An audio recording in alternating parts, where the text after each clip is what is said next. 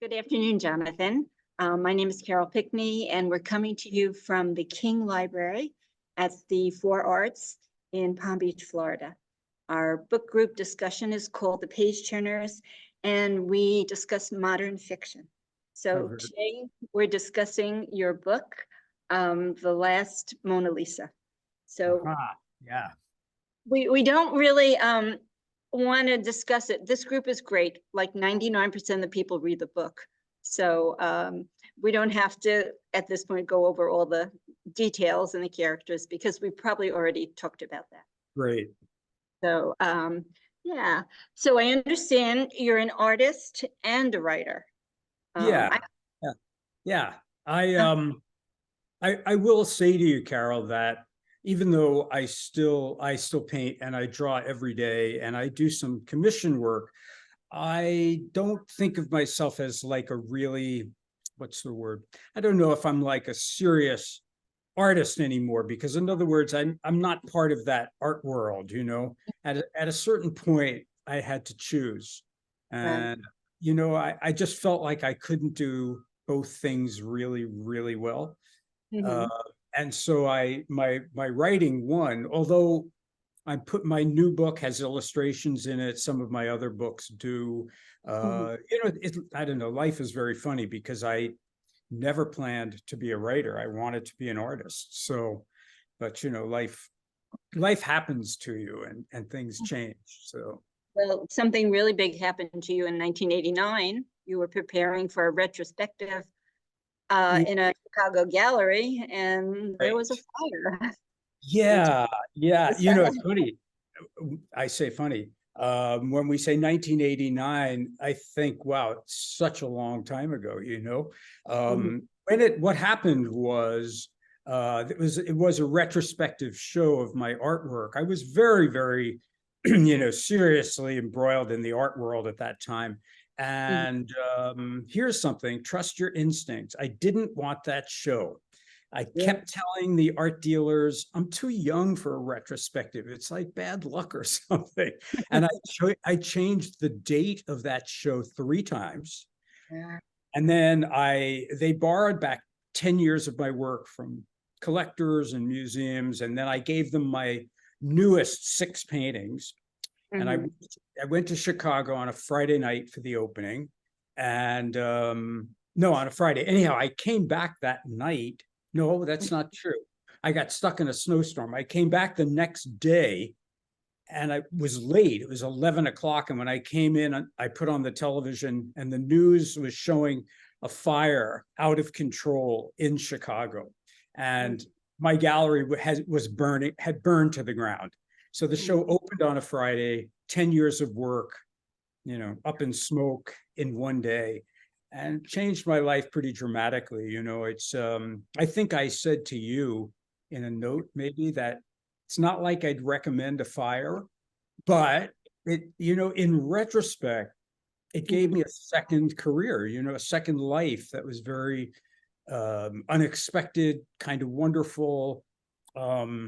After the fire, I was, you know, I'm making light of it. It was very serious, and you know, I sort of had to scrape myself up off the floor. And then I had been invited to the American Academy in Rome, and my wife and I and my 8-year-old daughter, we went and lived in Rome for the year. And I always say to people, boy, Rome is just the best place to be depressed. You know, it's so beautiful. I would go to museums and churches every day and do drawings from great Italian art. But I also started a novel because I was having trouble with my painting. And that's how it changed. That's really how it changed. So the fire encouraged your writing career. Yeah, because I couldn't, I was trying to refine my work as an artist. You know, I had been known for a certain kind of work, and suddenly I was reevaluating, you lose all these things, and you think to yourself, well, why did I do it in the first place? What is it about? And so I changed my work. I should say that I did continue to paint and make work.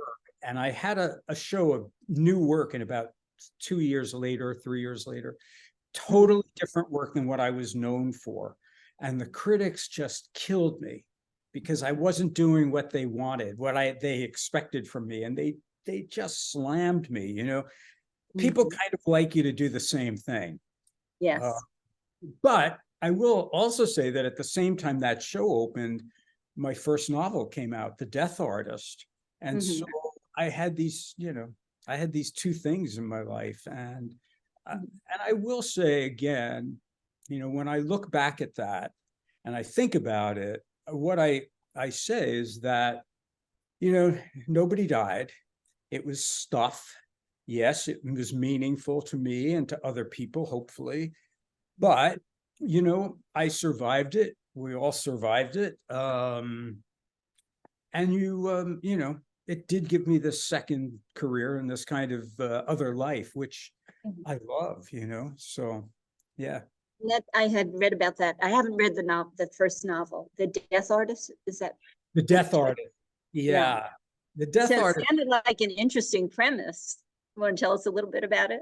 Sure. It's kind of funny because, you know, it's my first novel. It's a long time ago, like 1990. And when I was in Rome, I started that book, and I was writing about an artist who had lost all his work in a fire. It was a very serious book. And, you know, I came back to New York after a year, and I had like 200 pages of this book. And I read it, and I thought, you know, I just can't stand this guy, this protagonist. You know, he's just so whiny and depressed, and, you know, get over yourself. And so I did this sort of funny thing, which is I murdered myself on the page. And then I thought, oh, that's what I want to do. I want to turn this into like a thriller. And so I turned it, I thought it was sort of satirical. It's sort of a comedy about a serial killer in the New York art world who was murdering, you know, art dealers and art critics and artists too. But when it came out, People magazine latched onto it for some reason, and they called it, you know, like it was the page turner of the week, and they said it was super scary, which I thought was kind of amazing because I had thought it was a little bit funny because it was very over the top. Nobody but me seemed to think it was funny. So I guess I think that was good. You know, my agent kept saying, don't tell anybody it's funny because it's, you know, people think it's a great, scary book. And that book was very successful. I was the most surprised of anyone. And so the publisher asked me to do 2 more books, which and that's, you know, that's my life just kind of changed. Very quickly, you know, and I discovered that all creative acts are really very, very similar. Do you know what I mean? Like you're making something from nothing, you know. And I think I took with me from art a lot of ideas and ways of working. Like I was very disciplined as an artist, very, very disciplined. And you have to be disciplined to be a writer. You know, because I always remember my graduate school painting teacher, whenever we would complain about something, he would say, nobody makes you do this, you know. You know, I think about that periodically, like, you know, and everybody in the arts complains all the time. It's so terrible. You know, we whine to each other, and it's quite embarrassing. You know, you should never do it in public. But I think, you know, yeah, nobody makes me do this, so I must love and I do love to do it, you know. I really do. So yeah, some artists are disciplined. My husband's painting now, and he is very disciplined. When I paint, I'm not disciplined, so he's doing a lot better than I am. So discipline's a good thing. how is he disciplined? He just keeps working and has he likes late afternoon light, and 3 o'clock or whatever, when the light is just it has to be perfect. Really? And he's doing really well with that. So that's his discipline. I love that, you know, although I will add something that you can tell your husband, which is this is also, I had an amazing graduate school painting teacher, and my father had died, and this man was older. Of course, at the time, I thought he was ancient. Now I'm older than he. But I made in my head, he sort of became my father, and he was always saying these things. And one of them was, you can't wait for inspiration. You have to make your own inspiration.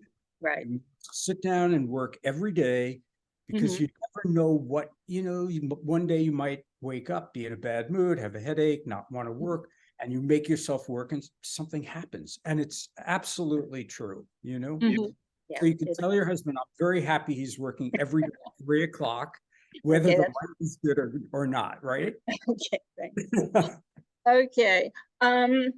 In 2018, you wrote and illustrated a book called The Widower's Notebook, on a Yes. sadder note. Turned out to be an important book. Can you tell us about that? Yeah. I have a paperback of it here. They made it look like a notebook, with, Oh, yeah. and so what happened was that my wife of 30 years, we married very young. We were college sweethearts, and died very suddenly, tragically, in my arms. It's, I'm about to say I can talk about this now, but obviously I can't fully talk about it. It's still hard for me. But what happened, and anybody who has lost a partner, grief is this kind of overwhelming thing. But I will say that I discovered after writing this book, tons of people wrote to me, so many people wrote to me. It was, and then I was happy I wrote the book. But I discovered that there's a commonality to grief. We all grieve differently, and all of our stories are different. But there is this commonality to grief, and how, and I say to people people still write to me, a lot from this book when they read it.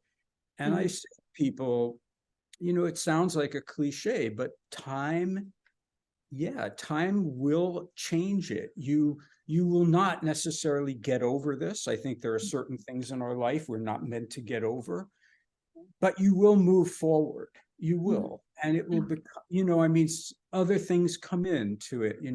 I had always been close to my daughter, but we became much closer. We traveled every year on Thanksgiving, because that had been my wife was a food historian, and we would have these huge Thanksgivings with all our friends and family, and my daughter and I couldn't face it. And so every year we traveled somewhere on Thanksgiving together. And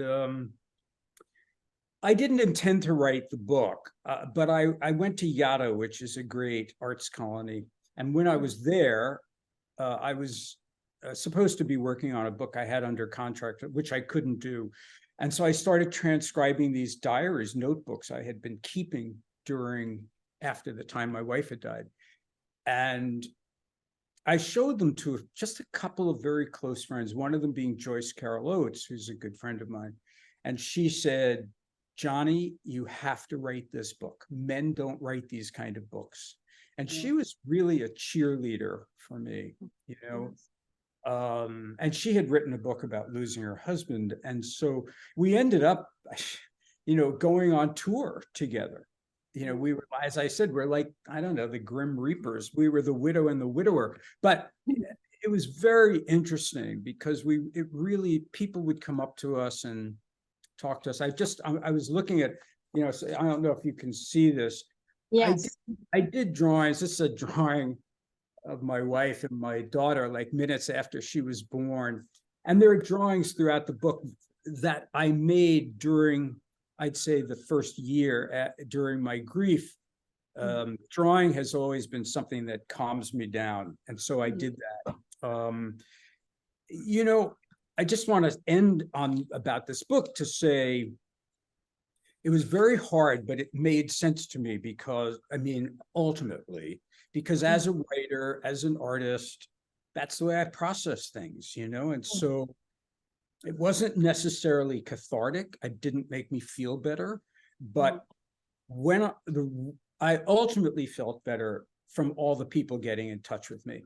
you Yeah. know, particularly I'd hear from tons of people, but very often I'd hear from a man who would say, thank you for putting into words things I can't put into words. Mm. And I've developed correspondences with many people over the years because of this book, and it's not like anything I've ever written.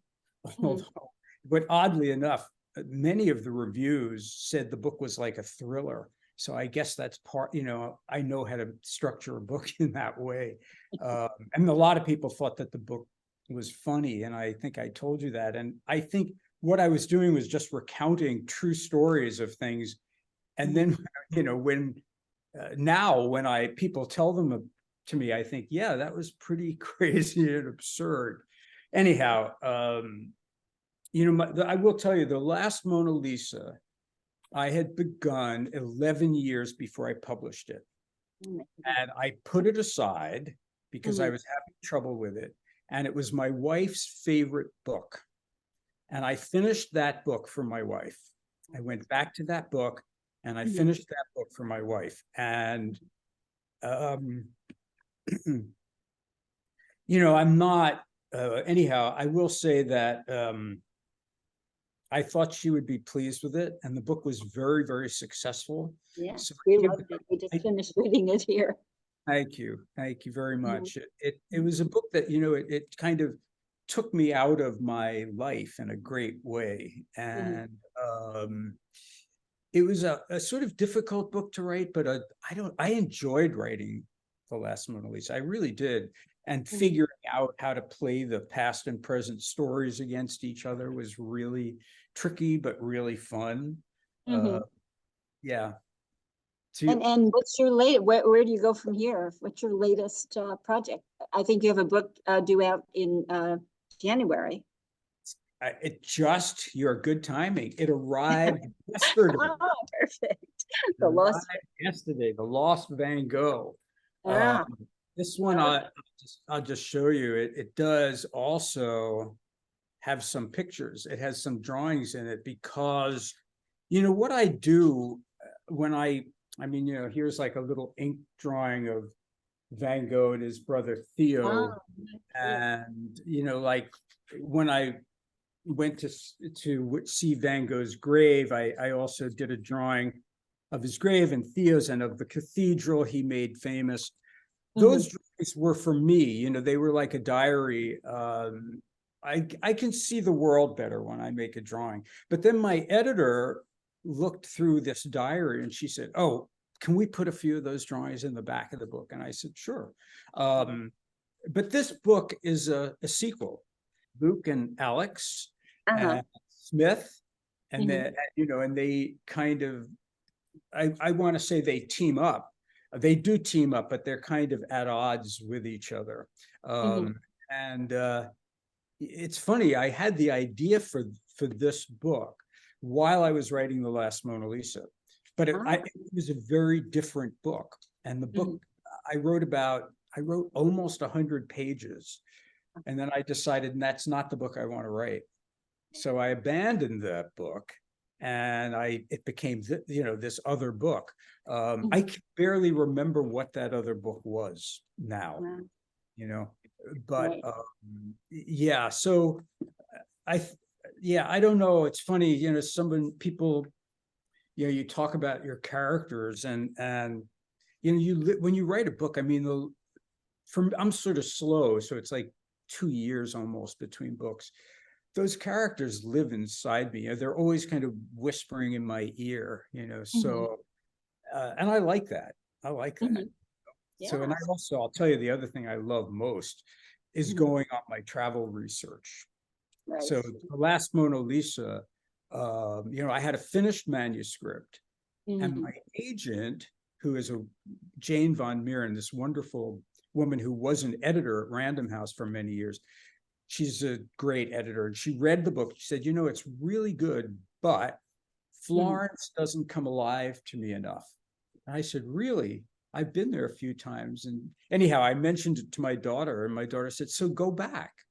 And I said, what do you mean? She said, just go, And I Airbnb'd an apartment where Luke exactly in Piazza de Madonna.